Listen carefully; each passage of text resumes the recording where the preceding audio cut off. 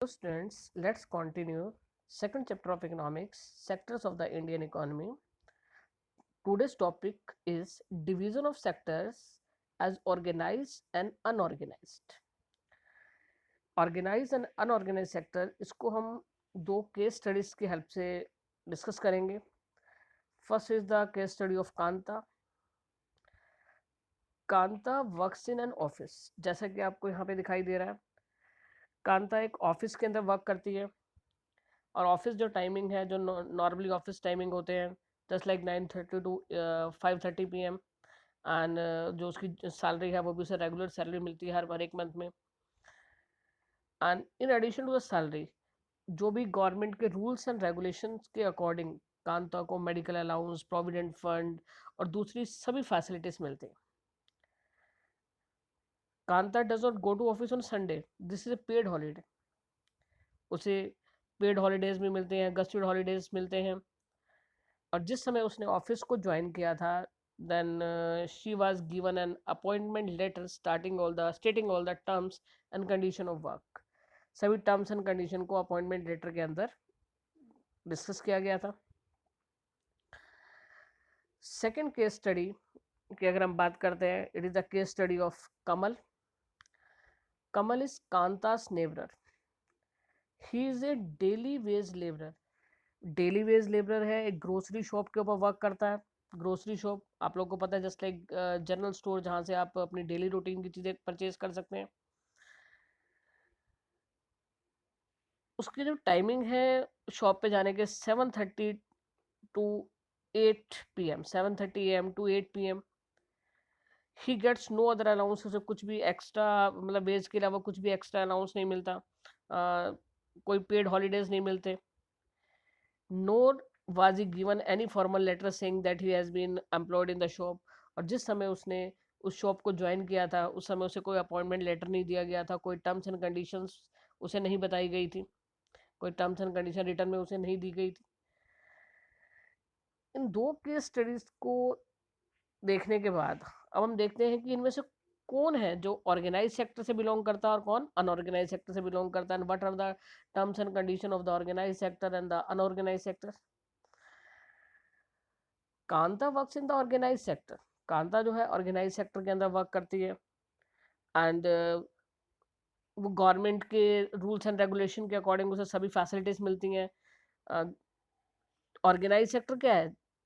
Organise sector में वो सभी ऑफिस आ जाते हैं जो कि रजिस्टर्ड होते हैं गवर्नमेंट के under and rules and regulations को फॉलो करते हैं. बहुत सारे रूल्स एंड रेगुलेशन हैं, just like the minimum wage act, payment of gratuity act. बहुत सारे हमारी कंट्री के अंदर रूल्स एंड बहुत सारे एक्ट्स बने हुए हैं जिनको फॉलो किया जाता है in the organise sector. It is called organise because it has some formal process and procedure. इन्हें ऑर्गेनाइज इसलिए भी कहा जाता है कि इसके अंदर कुछ फॉर्मल प्रोसेस एंड प्रोसीजर्स को फॉलो किया जाता है. Some of these people may not be employed by anyone. और बहुत सारे ऐसे लोग भी होते हैं जो इस सेक्टर से तो बिलोंग करते हैं, जो किसी के अंडर वर्क नहीं करते. They are self employed person, but वो गवर्नमेंट के रूल्स एंड रेगुलेशंस के अकॉर्डिंग वर्क करते हैं, वो गवर्नमेंट के अंडर रजिस्टर्ड होते हैं. तो ऐसे लोग भी किसके अंदर आते हैं? ऑर्गेनाइज सेक्टर के. यानी जो किसी के अंडर वर्क नहीं कर रहे हैं, but they are registered under government, और गवर्नमेंट के ही रूल्स एंड रेगुलेशंस के अकॉर्डिंग वो वर्क करते हैं. ऑर्गेनाइज सेक्टर में जो जॉब है वो सिक्योर्ड है, एम्प्लॉयमेंट क्या है वो सिक्योर्ड है. They are expected to work only fix number of hours. एक फिक्स नंबर ऑफ आवर्स जो है वो वर्क करना पड़ता है. और जितने भी बेनिफिट्स हैं according to the government rules and regulations, वो सारे के सारे बेनिफिट्स मिलते हैं, just like the paid holidays. Paid holidays के अलावा medical allowance and provident fund and बहुत सारे दूसरे बेनिफिट मिलते हैं. एंड एक सेफ इन्वायरमेंट मिलता है, सेफ वर्किंग इन्वायरमेंट मिलता है ऑर्गेनाइज सेक्टर के अंदर. But when we compare it with the unorganised sector, जहाँ पर कमल वर्क कर रहा है, वहाँ पर वो स्मॉल एंड स्कैटर्ड यूनिट्स होती हैं. स्कैटर्ड यानी बिखरी हुई यूनिट्स होती हैं, which are largely outside the control of government. यानी गवर्नमेंट के कंट्रोल में नहीं होती वो यूनिट्स. वहाँ पर रूल्स एंड रेगुलेशंस को फॉलो नहीं किया जाता. और वहाँ पर जो सैलरी है वो भी क्या मिलती है? कंपैरेटिवली कम मिलती है. एक्स्ट्रा वर्क एक्स्ट्रा आवर्स भी वर्क करना पड़ता है, and there is no provision of overtime. Overtime का कोई प्रोविजन नहीं है, कोई हॉलीडेज नहीं होती हैं, पेड हॉलीडेज नहीं होती हैं। अब कोई पर्सन सिक है और वो वर्क पे नहीं जा पाता तो उस दिन उसको सैलरी नहीं मिलेगी। और कंपनी ओनर, जो शॉप ओनर है या ऐसे कंपनी ओनर जो भी है, उसे कभी वर्क से हटा सकता है, यानी कभी वो उसको क्या कर सकता है, फायर कर सकता है।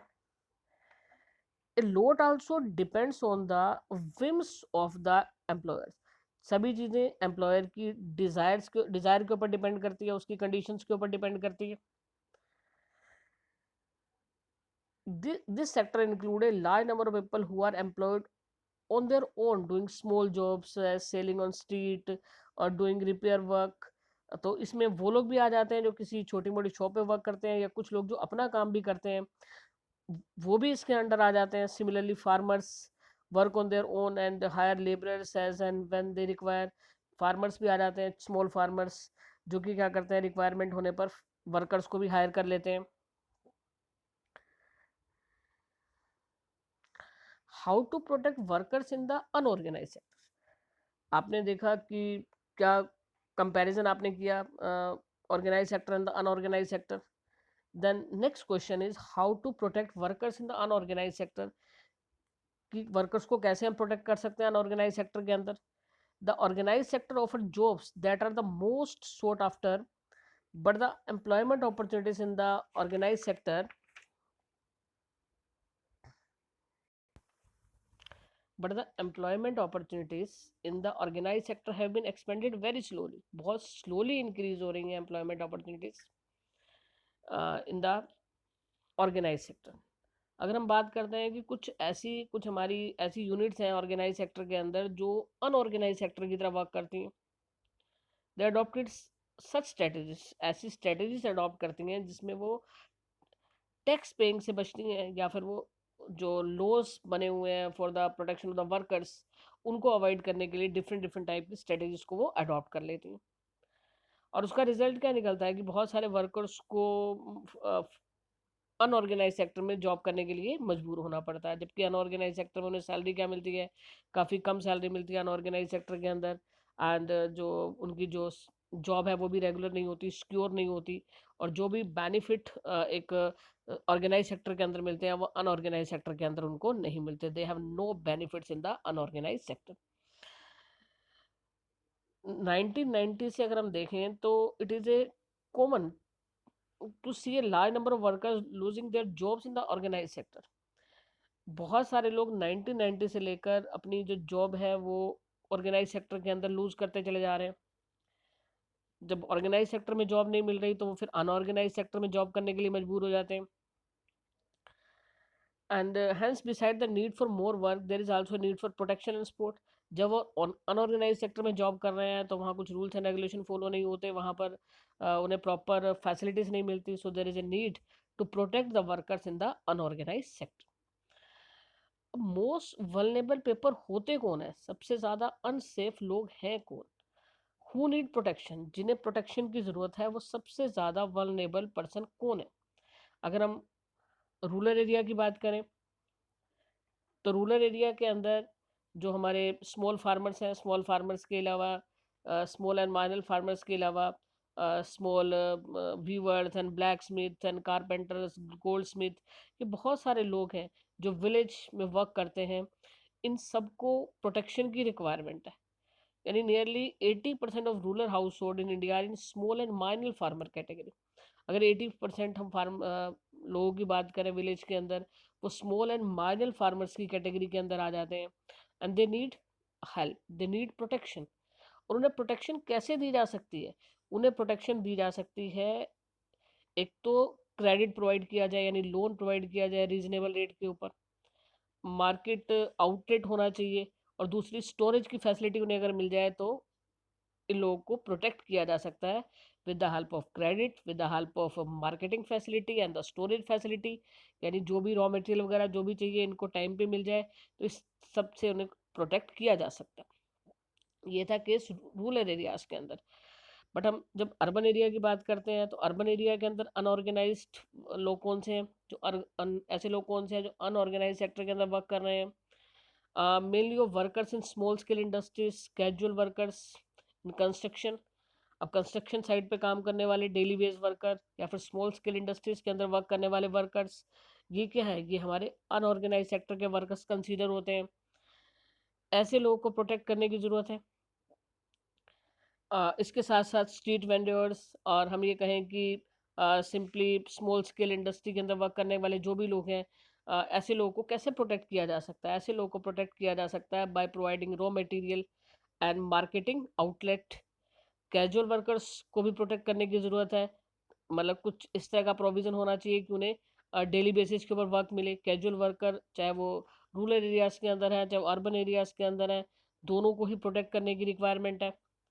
We also find that majority of workers from scheduled caste, एक चीज़ और हम ऑब्जर्व करते हैं कि जो मेजोरिटी ऑफ वर्कर्स हैं हमारे, वो शेड्यूल कास्ट हैं या शेड्यूल ट्राइब्स हैं, यानी बैकवर्ड कम्युनिटी से बिलोंग करते हैं।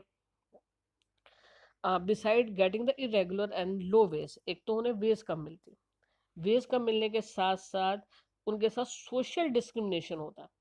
सो there is a need to protect the workers in both aspect, economic and the social, यानी उन्हें सोशल डिस्क्रिमिनेशन से भी बचाना है और सोशल डिस्क्रिमिनेशन के साथ साथ उन्हें इकोनॉमिकली भी प्रोटेक्ट करना है। इकोनॉमिकली एंड सोशली दोनों तरह से प्रोटेक्ट करने की ज़रूरत है वर्कर्स को। ये टॉपिक हमारा यहाँ पर कंप्लीट हो गया। आप इसे अच्छे से रीड करें और इसके साथ साथ अपने नोट्स बनाने स्टार्ट करें।